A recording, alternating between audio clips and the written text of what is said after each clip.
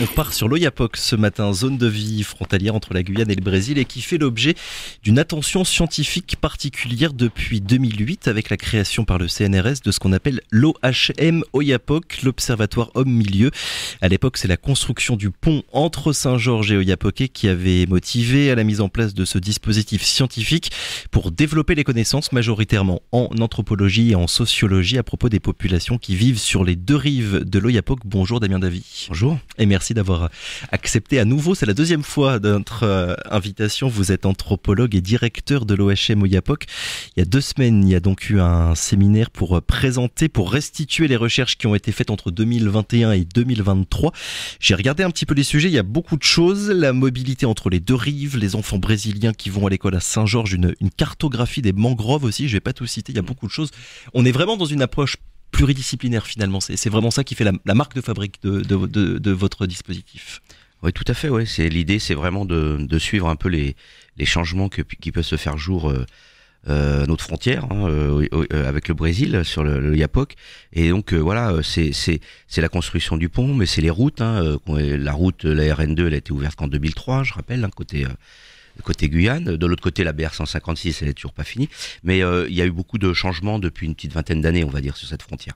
Et l'idée, c'est vraiment de suivre un peu comment ça se passe, vraiment sur des approches, ce qu'on appelle les interactions au milieu, c'est-à-dire les relations à l'environnement, les changements de mode de vie, vraiment les changements de mobilité, les impacts aussi évidemment des infrastructures humaines, de l'anthropisation, comme on dit, des activités humaines diverses et variées. Et puis, bien voir les spécificités de ce bout de Guyane qui est en Guyane, donc voilà, en Amazonie, mais ce qui est une partie aussi de la Guyane, c'est pas Cayenne, c'est pas Saint-Laurent.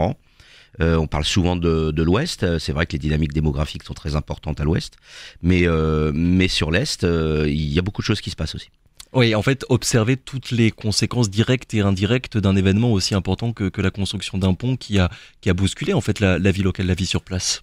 Tout à fait. Alors c'est vrai que si on peut penser que c'est vrai que, et on le dit depuis le début, c'est un pont qui sert à quoi, qui sert pas à grand chose. C'est bien évident que les Oyapocois, ils ont pas besoin du pont pour se voir tous les jours, pour traverser le fleuve.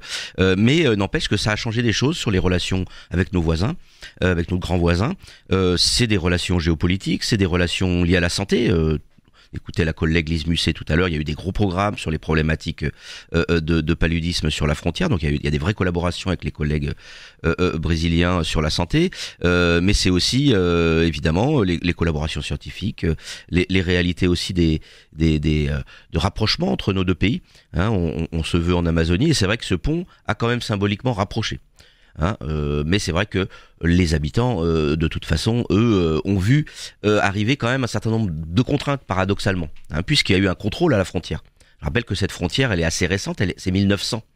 Et avant 2003, on y allait en avion. Ouais. Donc on était isolés. Oui, la première fois, je crois que vous y êtes allé, c'était en avion. Tout à fait, ouais, et peut-être certains se rappellent, voilà, c'était que l'avion, et puis quand on discute avec les anciens de Saint-Georges, l'approvisionnement, c'était en bateau. En partant de Cayenne. Mais alors, scientifiquement, comment est-ce que vous faites pour décider de vous intéresser à tel ou tel sujet? Parce que les conséquences, elles peuvent être infinies. Le nombre de sujets qui peuvent être intéressants, ils sont assez nombreux.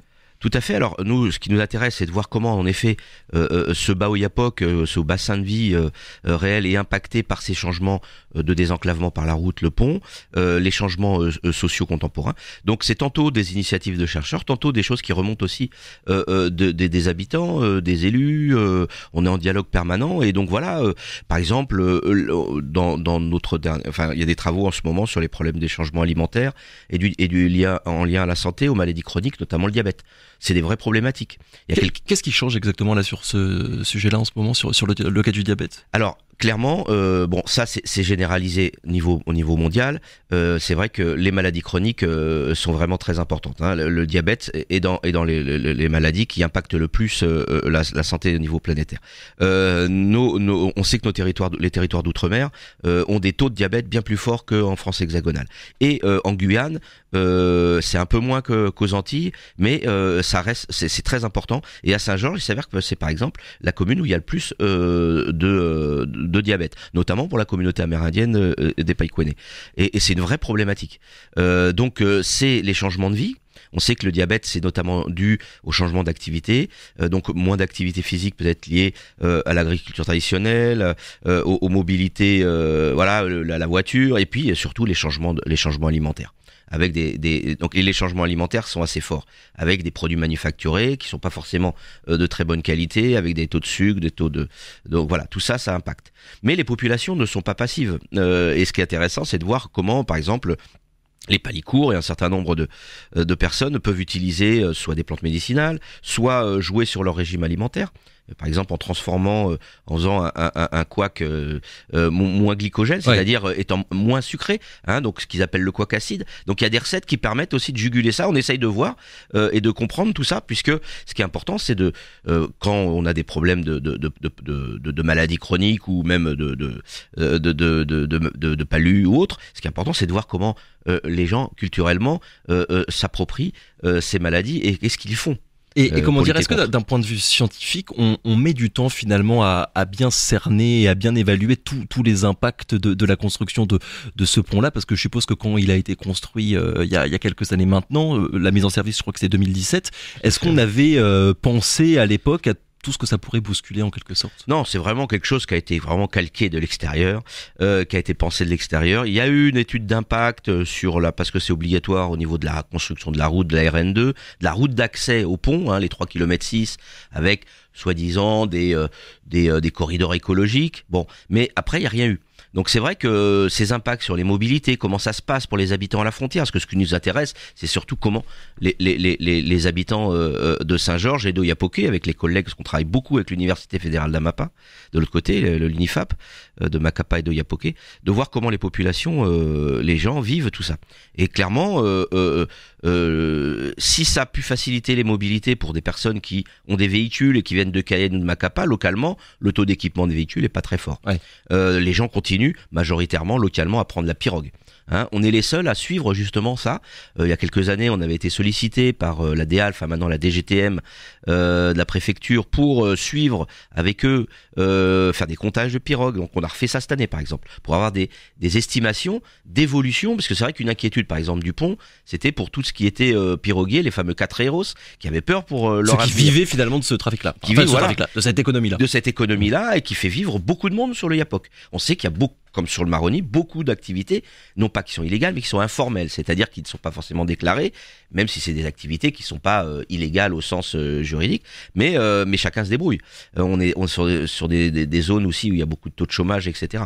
Donc les tendances sont qu'il y a eu une légère diminution de l'activité des pirogues, certes, il y a une légère... alors depuis que le pont a été fermé en 2020, pendant la crise en sanitaire. 2021, tout à fait.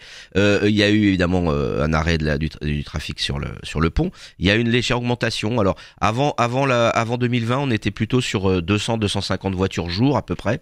Et personnes jour, et on est plutôt sur 500 aujourd'hui par exemple. Mais c'est pas grand chose par rapport au coût que ce pont a quand même coûté. Au coût, et puis aux réalités que la plupart des gens prennent la pirogue. Alors après, la pirogue, ça a augmenté. Il y a eu la mairie d'Oiapoque, ils ont dit voilà, maintenant c'est à 10 € aller-retour. Alors je sais que le maire de Saint-Georges à l'époque avait dit non, c'est pas possible, on peut pas, voilà. Alors donc bon, il y a des tarifs un peu en fonction d'où on vient, mais c'est vrai que cet aspect économique joue.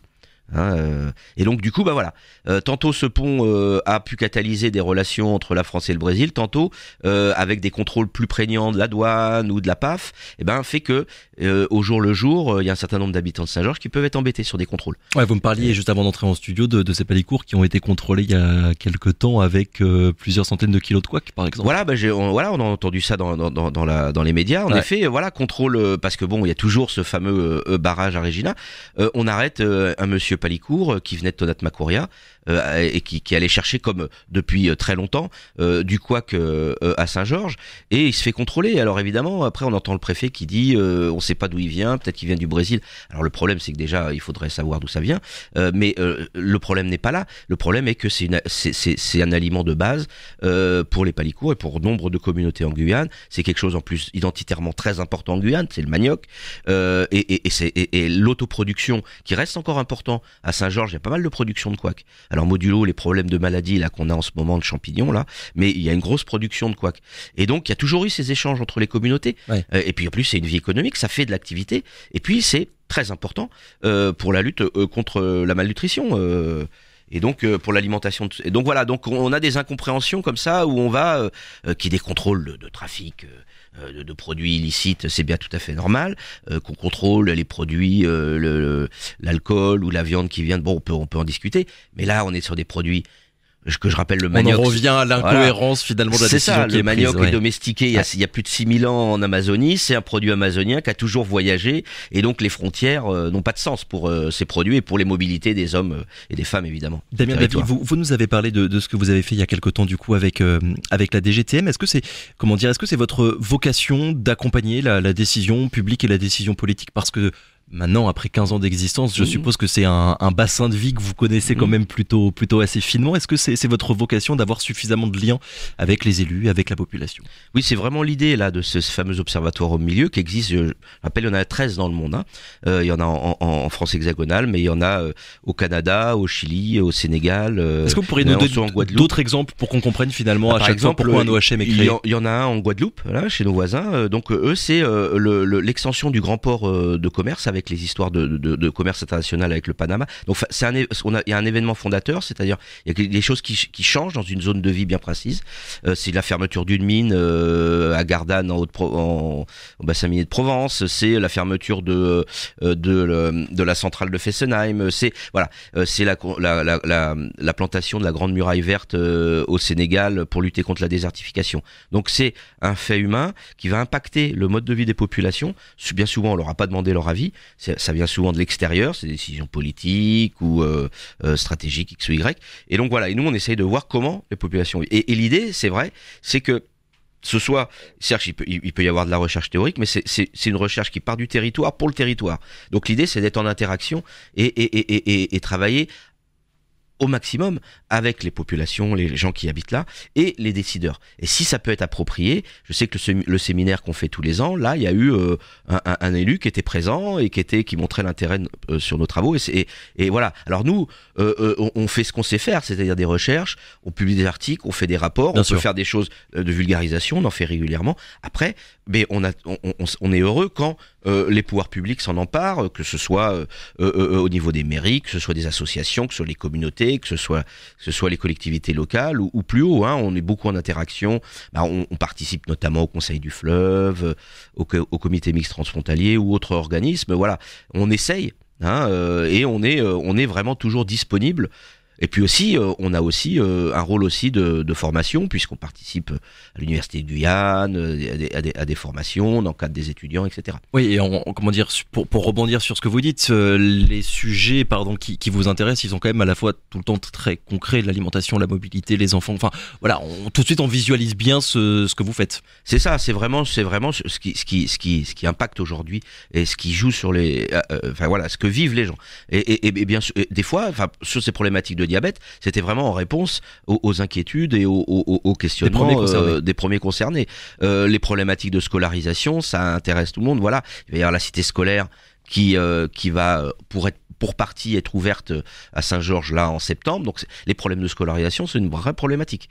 Donc on essaye d'y voir un peu plus clair avec des collègues de différentes disciplines qui viennent travailler avec nous. Puisque vous parlez de la cité scolaire, mine de rien, depuis ces dernières années, c'était il y a quelques mois, la création de la sous-préfecture à Saint-Georges, la cité scolaire qui va commencer normalement à partir de la prochaine rentrée scolaire. Est-ce que tout ça, on peut le voir aussi comme des conséquences à long terme de la construction du pont il y a quelques années?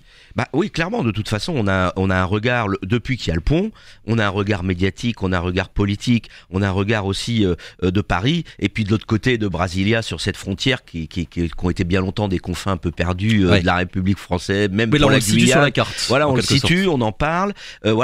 L'État a montré que c'était une zone importante en créant cette sous-préfecture. C'est pas tous les jours qu'on ouvre une sous-préfecture. Il y a des vraies problématiques liées à l'Est. Voilà, cette cité scolaire, ça avance, donc ça va bouleverser, ça va continuer ça va apporter du monde, ça va réimpulser une croissance démographique à Saint-Georges, donc voilà, ça va bouger. Et puis c'est vrai que pour tous les jeunes hommes et jeunes femmes de l'Oyapock, ça va être intéressant cette cité scolaire. Alors même si certains disent peut-être qu'elle est bien grande, bien démesurée, mais bon, voilà, on sait qu'il y a une croissance démographique, donc on va voir. Vous avez parlé du Conseil du Fleuve, on en avait d'ailleurs parlé il y a quelques semaines avec le maire de Camopi, Laurent Yawalou. La prochaine actualité, là c'est la semaine prochaine, la commission mixte de coopération transfrontalière, la CMT entre la France et le Brésil qui va se réunir à Cayenne. C'est un organe très officiel pour réunir les autorités diplomatiques des deux pays. À quoi ça sert exactement ? En fait, le Conseil du Fleuve Oyapock comme Maroni, qui existe d'ailleurs, c'est plus la destination des habitants. Ouais. Voilà, c'est ouvert au public, etc. Il y a des délégations. Alors évidemment, c'est très protocolaire puisqu'on est avec.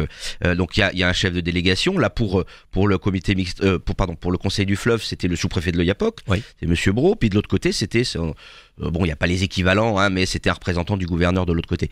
Le comité mixte transfrontalier, là, ça va être le préfet et le gouverneur de la MAPA. Là, on est vraiment dans le diplomatique où c'est décisionnel, la CMT. Et le Conseil du Fleuve, il est consultatif. C'est en quelque sorte, d'ailleurs, un certain nombre de recommandations du Conseil du Fleuve vont être discutées, voire approuvées ou pas, par le CMT. Vous prenez part, vous, en tant que scientifique, à toutes ces discussions-là ? Alors, on est invité alors ça dépend des années. Alors cette année, moi, j'étais dans le public au Conseil du Fleuve, mais on peut poser des questions, voilà. Mais il y a quelques années, au CMT, j'avais présenté un programme de recherche transfrontalier avec un collègue de l'UNIFAP, de l'Université fédérale d'Amapa. Donc on peut être présent en tant qu'expert pour exposer une question. Bref, alors on a 2-3 minutes en parité avec les collègues brésiliens. C'est très cadré, en effet. Donc voilà. Donc et le CMT qui aura lieu à Cayenne la semaine prochaine n'est pas, à ma connaissance, ouvert au public. Il faut être invité. Oui. Hein, mais voilà, on est dans un degré différent. Voilà. Mais mine de rien, ça montre l'importance de ces relations. On en revient au symbole finalement de tout à l'heure du pont, maintenant des relations diplomatiques entre les deux pays. Il faut pas se le cacher, le gros des échanges économiques et le gros des échanges diplomatiques ont lieu entre Brasilia et Paris directement. Ouais. Mais la Guyane aujourd'hui est un relais de plus en plus important dans ces relations. Et puis c'est aussi le rôle aussi des élus locaux et du territoire de s'emparer aussi de ces instances pour pouvoir faire bénéficier le territoire. J'avais beaucoup d'autres questions à vous poser, Damien Davy, mais il est déjà 7h36, on va devoir lâcher le micro. Merci beaucoup d'avoir été avec nous ce matin. Dernière petite précision, s'il y a des personnes qui nous écoutent et qui ont envie d'aller consulter un petit peu ce que vous faites, est-ce que vous publiez, où est-ce que c'est disponible ? Est-ce que c'est disponible Alors, déjà ? C'est vrai qu'on a un site internet, mais c'est vrai qu'il n'est pas trop tenu à jour, mais le plus simple, c'est de me... J'y suis allé tout à l'heure. Voilà, mais de me contacter, moi je suis à Cayenne, hein, voilà. Et, voilà. Appelez Radio Pays, on transmettra le numéro de Damien Davy. Facilement, je suis au CNRS, c'est facile, voilà, Damien Davy. Voilà, merci beaucoup d'avoir été avec nous ce matin. Très bonne journée à vous.